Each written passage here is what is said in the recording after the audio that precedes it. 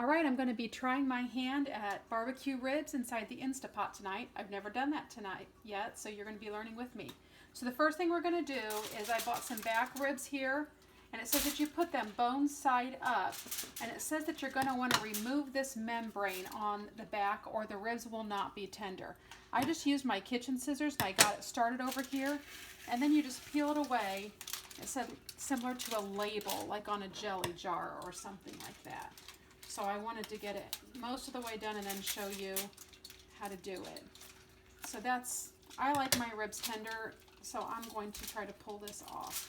It's kind of gross, so if you don't like gross stuff, you don't have to do that. So then after we do that, we are going to rub this with a dry rub that I made. A dry rub is just basically a little bit of everything in your kitchen. Mine has brown sugar, paprika, onion, garlic. Just Google any dry rub and it'll work. So you're going to rub this on both sides of the ribs. Sprinkle it on pretty generously and rub it in. And then we're going to put these in the Instapot in a coil, and I'll show you how to do that in just a second after I get this rub on.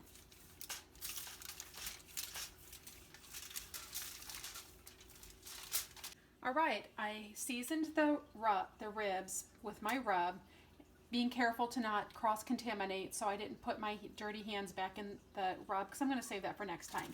So these are all seasoned. So what I'm going to do is I'm going to put the trivet inside my Instapot. My hands are still gross, so that's all good. And we're going to add 1 cup of water because you have to pressure cook with steam. And then we're going to take the ribs and we're going to coil them up inside of there. Try not to make a crazy mess. On top of the trivet, we're going to put them in there. All right. So then we're going to put the lid on. And we are going to pressure cook on high for 20 minutes.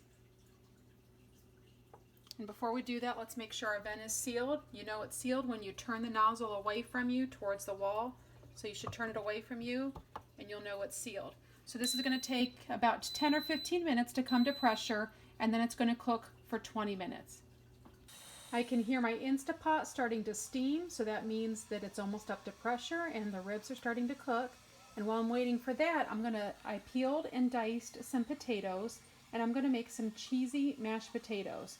So I covered those potatoes with cold water, and I'm going to bring those to a boil and boil them until they're tender.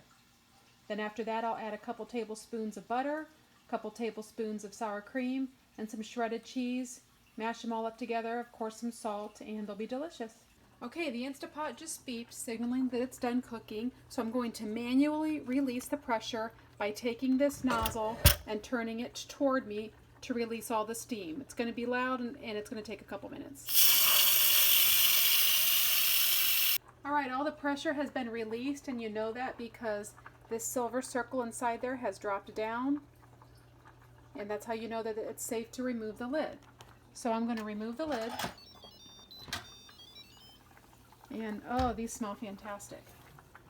And the recipe that I found says to instantly remove these and place them flat on a cookie sheet, meaty side up. And then we're going to put a little bit of barbecue sauce on here. I have my broiler set in the oven, and I'm going to give these a quick broil to crisp the sauce on top. If you have a barbecue grill, you might rather do that instead and get them nice and grilled. We're just going to crisp ours up under the broiler, which should take about probably 3 minutes or so.